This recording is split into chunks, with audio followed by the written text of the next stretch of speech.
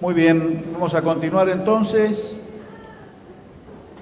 Lo que vamos a hacer ahora, vuelvo sobre algunas ideas que transmití esta mañana, es generar algunas actividades durante la tarde vinculadas a esta problemática que hemos planteado como de la relación entre el Ministerio Público y la sociedad o la comunidad a partir de los medios, para dar una visión más amplia del solo hecho, muy importante en sí mismo, por cierto, del vínculo entre Poder Judicial y medios, que es un tema que se viene trabajando y desarrollando desde hace tiempo. Y de alguna manera esto quiere ser una antesala, una puerta de acceso a todo el plan de capacitación que vamos a desenvolver durante el año 2018, vinculado a la misma problemática, tanto en la cabecera La Plata como en los distintos departamentos judiciales, relativos a talleres, mecanismos de coaching, capacitación, jornadas, para poder perfeccionar este vínculo con la sociedad a partir de los medios. En esta primera oportunidad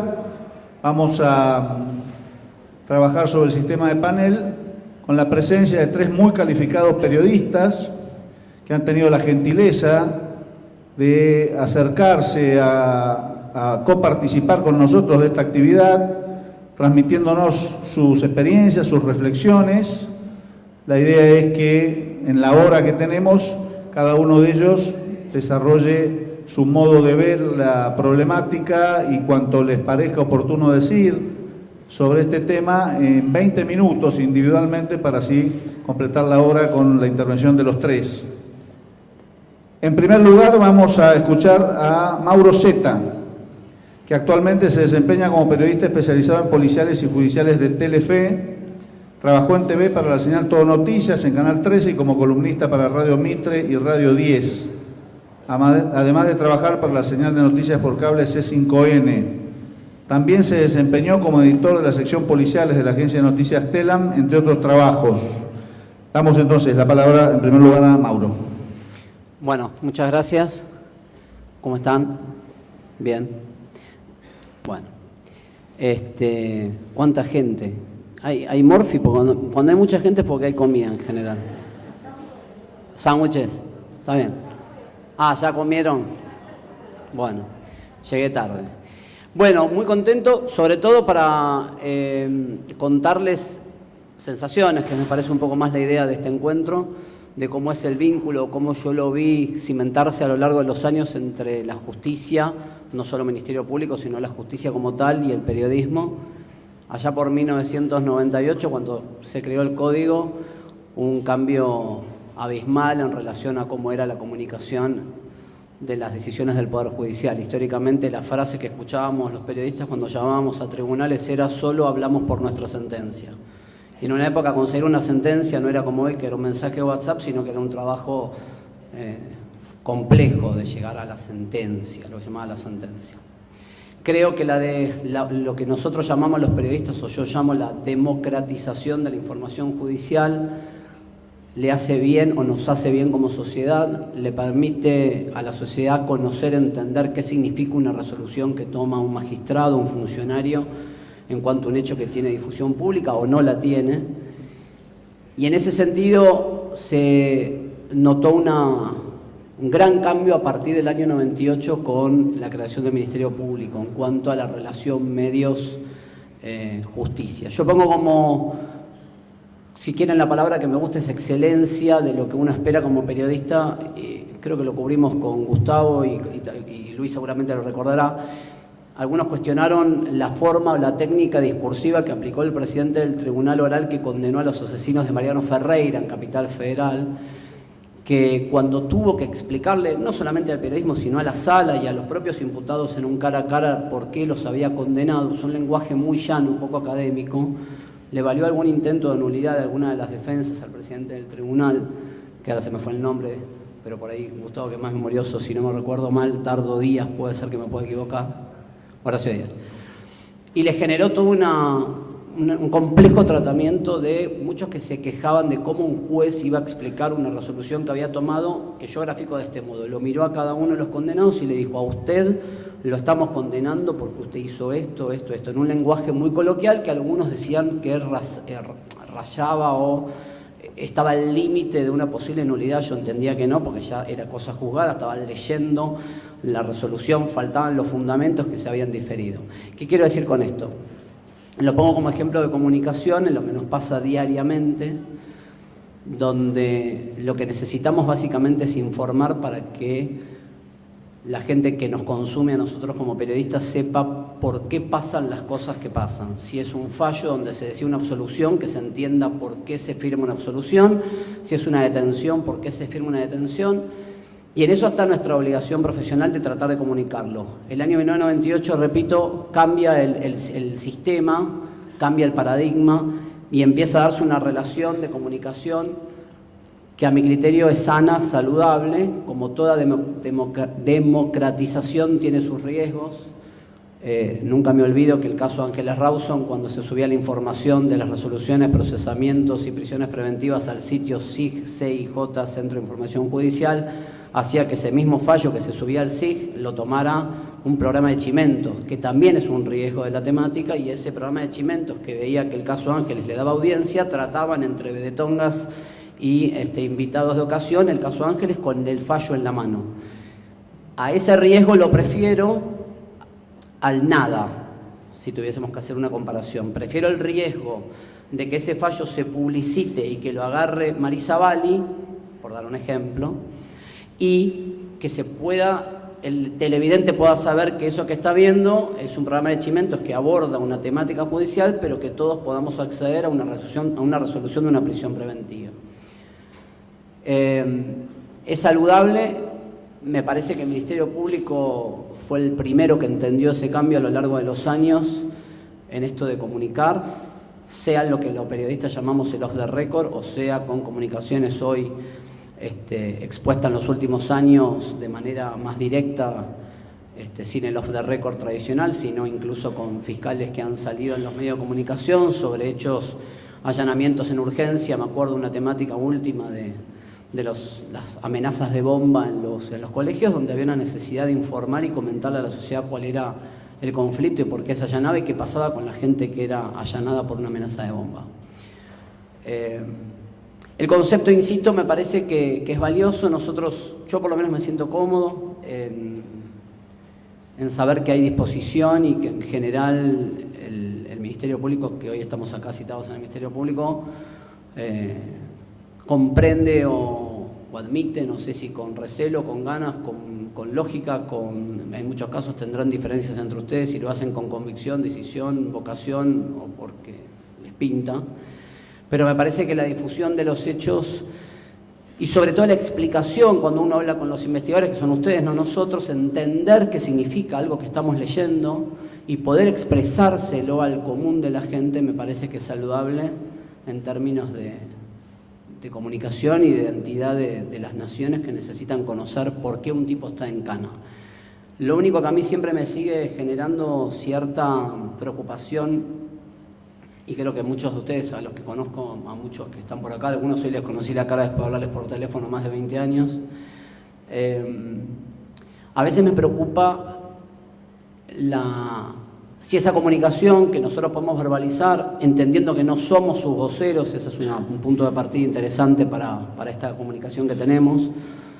Los periodistas no somos voceros de los fiscales, no somos voceros de los ministerios públicos, no somos voceros de los jueces, sino comunicamos y podemos tener divergencias y podemos opinar en contra de una resolución. Sé que no les gusta y está bueno que no les guste. En general la frase que escucho a muchos es: che, pero si vos al médico vos le cuestionás si opera bien, opera mal.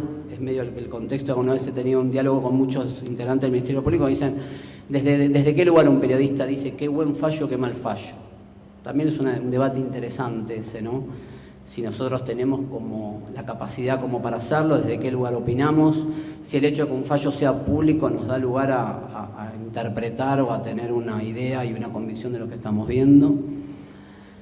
Pero siempre me parece que lo sano es la comunicación y la apertura. Y en ese sentido, el ostracismo va en contra de la verdad y es saludable lo que estamos viviendo. Insisto, yo pongo como punto de partida 1998. No me olvido más, en Lomas de Zamora habían matado a una chiquita en Avellaneda, en el departamento judicial, una chiquita de nombre, creo que era Mariela o Marela.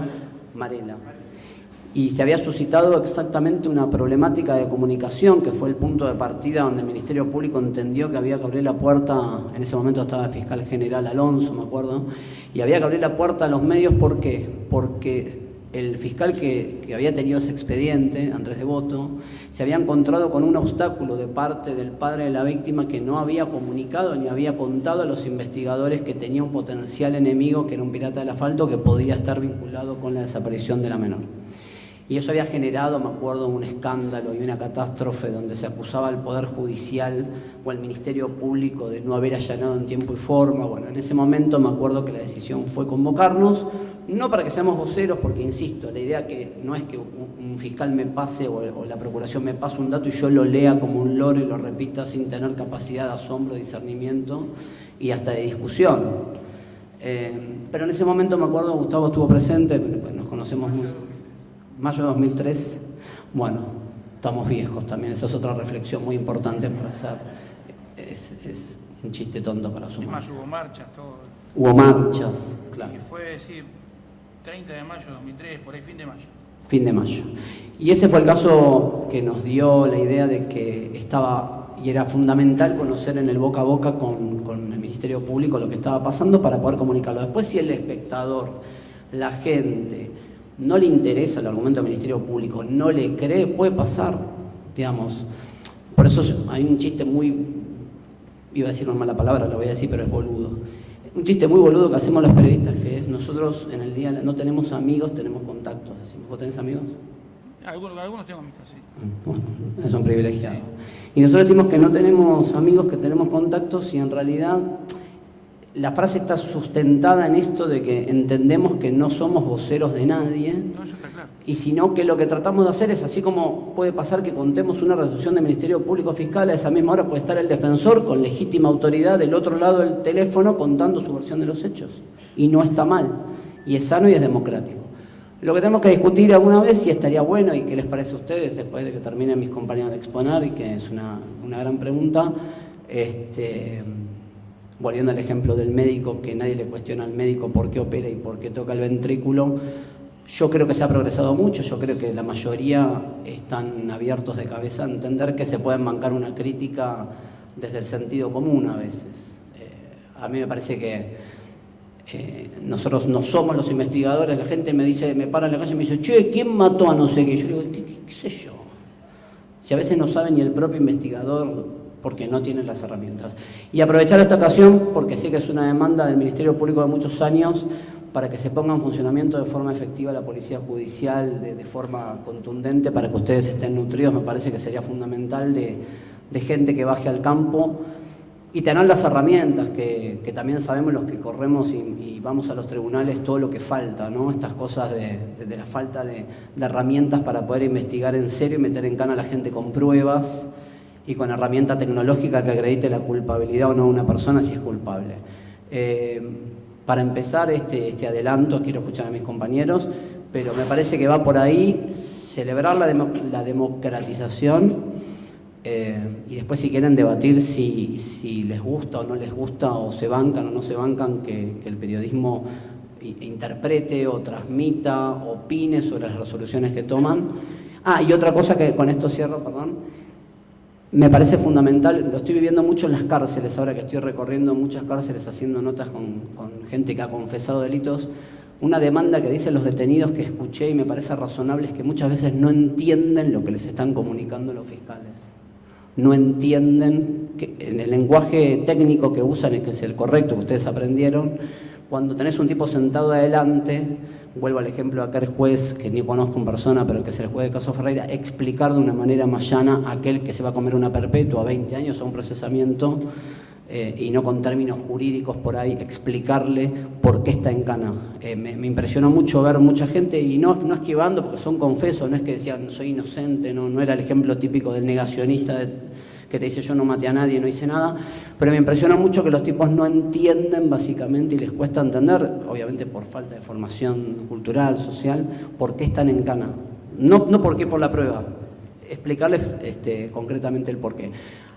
Gracias.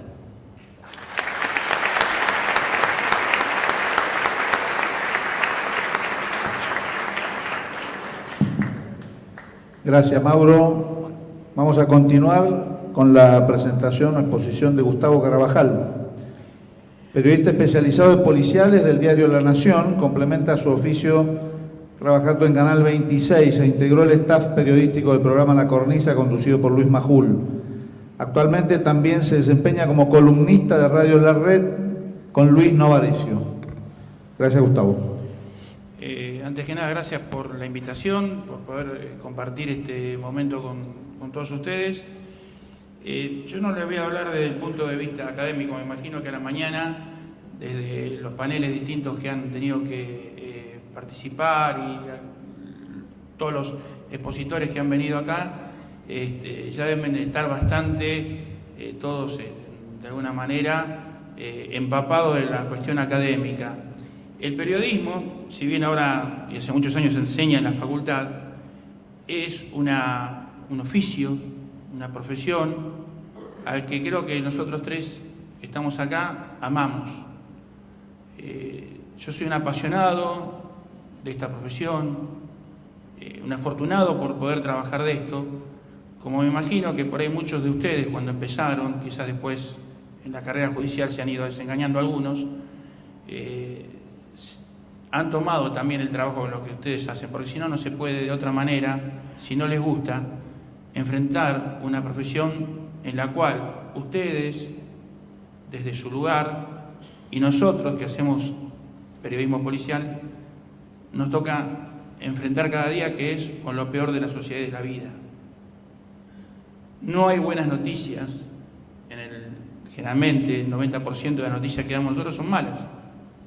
Hablamos de robos, de homicidios, de violaciones, delitos que afrontan justamente la problemática del ser humano, de una sociedad cada vez más violenta en la que vivimos. Y esto se los comento porque les decía que lo mío no es académico, sino que es un poco una historia de vida que de repente fue de la mano que ustedes, muchos de acá tienen mi edad, yo tengo 51 años, muchos otros son más jóvenes, pero que también fueron recorriendo, porque la sociedad ha ido cambiando. Hoy tenemos una sociedad mucho más violenta, crímenes cada vez más violentos, lamentablemente. Situaciones que cuando uno empezó en esto hace 30 años era incapaz de imaginar, ni siquiera cualquier autor de una novela policial o negra hubiera pensado que algo podía ocurrir, y ahora es algo que se da habitualmente. Y quiero partir de esa base, de la pasión con la que enfrentamos todos cada día, y las ganas y el amor, al menos hablo de parte mía y de ellos dos, y me imagino que muchos de ustedes también, por esta profesión. Entonces, uno cuando hace las cosas desde el punto de vista periodístico y va a buscar una información porque tiene que cubrir una noticia sobre estos hechos que son dolorosos y que lamentablemente, por una cuestión de la cual yo no tengo y soy lego para explicar, pero las noticias policiales se consumen muchísimo. Vivimos en un país que consume mucha información policial y judicial. Hay mucho morbo en la gente. Eso también se explica cómo fue evolucionando la violencia de la sociedad. Al mismo tiempo que la sociedad se hacía más violenta, también se hacía más morbosa. En La Nación, cuando empecé hace 30 años, la sección policiales ocupaba apenas 3 columnas, muy poco espacio. No, era muy raro que una noticia policial en el diario, o sea, la apertura del diario, o sea, se gane un espacio en la primera página, en la tapa. Después del caso de María Soledad Morales, eso cambió, se modificó. Y así como les repito, la sociedad es más violenta, la gente es más morbosa. Y la gente consume mucho periodismo policial, mucha noticia policial. Y les pongo un ejemplo. Por eso le digo, no va a ser académica, va a ser una historia de vida como la de ustedes. Para esta época, hace 11 años, estaba en Río Cuarto, en Córdoba, caso de Almazo. Después de esperar durante varias horas al fiscal, conseguí que me contara off the record una serie de elementos sobre los que estaba trabajando en la causa. Escribí una nota que arrancaba en la tapa del diario y seguía adentro, eran 200 líneas, 180 líneas, un montón, escribí. Contando por dónde iba la investigación dentro de los parámetros que uno puede contar y que fija con el fiscal. Ahora eso después lo voy a profundizar. La nota más leída del diario no fue esa. Fue otra nota del caso de Almazo. No fue esa donde uno explicaba por dónde iba el trabajo del fiscal y la investigación. La nota más leída del diario estaba relacionada con el caso de Almazo, pero tenía 15 líneas, no 180 y 200. La nota más leída ese día del diario era un recuadro muy chiquito de 15 líneas que decía mensajes de texto. Era la transcripción que había conseguido de los mensajes de texto entre Nora Dalmazo y uno de sus amantes. La gente tiene morbo. La gente busca las historias que no vive. Por eso les comento, este es un ejemplo, para que ustedes vean dónde estamos. El caso García Belsunce, el caso de Claudia Schiffer, la mujer que mataron en el country y que fue condenado por un jurado popular hace poco el marido. La gente busca morbo. En el caso Ángeles Rawson también, y en muchos otros. Y acá me paro en el lugar que tiene como objeto esta charla: la justicia y los medios, el trabajo de los fiscales que tienen que difundir su trabajo, se tiene que difundir todo lo que hace, y que lamentablemente para ustedes, y digo lamentablemente haciendo un poco de autocrítica, los que difundimos el trabajo que hacen ustedes somos los periodistas, ya sea a través de los medios. Y hago un punto acá para detenerme y explicar un poco cómo es la relación del periodista con el fiscal. Curiosamente, los periodistas tenemos mala prensa. Tenemos mala prensa en la sociedad, pero todos consumen, todos leen, todos miran la televisión, todos miran a Mauro, buscan, saben que él es un periodista creíble, porque saben que él va a tener el último dato sobre el caso que esté ahora en boca de todos. Entonces, uno cuando trabaja de periodista y va a cubrir un caso como este que tiene tanta resonancia o no, porque para mí son todos los casos iguales, por más que ocupen un poco más de espacio que otros, pero para mí una muerte en Budge es lo mismo que una homicidio en un country, porque hay una vida de por medio. Después para el dueño del diario será otra cosa, para el dueño del canal será otra, distinta. Pero nosotros tenemos que partir de esa base. Y uno cuando llega al lugar del hecho, y por eso es difícil el trabajo de ustedes, y la relación que tenemos, periodistas y fiscales, es complicada, es una relación conflictiva, es dura, a veces hasta se parece a una relación de pareja porque tenemos idas y vueltas. Es difícil para nosotros, ya de entrada, llegar al lugar y sabemos que nos enfrentamos con un secreto, es el secreto del sumario. Y justamente lo que se está tratando de ver acá es que la justicia no es secreta, pero ustedes de su trabajo tienen que mantener ese secreto. Y yo como periodista tengo el deber de informar y buscar el dato. Entonces ahí se chocan dos derechos: el derecho a la información y el derecho que tiene, la obligación que tienen, no derecho, la obligación que tienen ustedes como auxiliares de la justicia, o como funcionarios judiciales, mejor dicho, no como funcionarios judiciales, de guardar y preservar la investigación y cualquier detalle. Y ahí es donde empieza el problema, cuando se chocan esos dos derechos. Y ahí es donde también comienza esta, a veces, relación conflictiva que recién decía Mauro que tenemos. No hay una fórmula. Yo no les puedo decir a ustedes que existe una fórmula para que ustedes puedan saber cómo encarar el periodismo. No existe. Eso está en cada uno de ustedes. Cuando un periodista de repente va y los encara, está en la afinidad que de repente puede tener, pero ese contacto únicamente se tiene cara a cara. Y está también, esto lo saben mejor ustedes que yo, no se los voy a explicar, pero por la duda lo digo. Ustedes ven los tiempos de la investigación y saben cuándo se puede contar algo y cuándo no.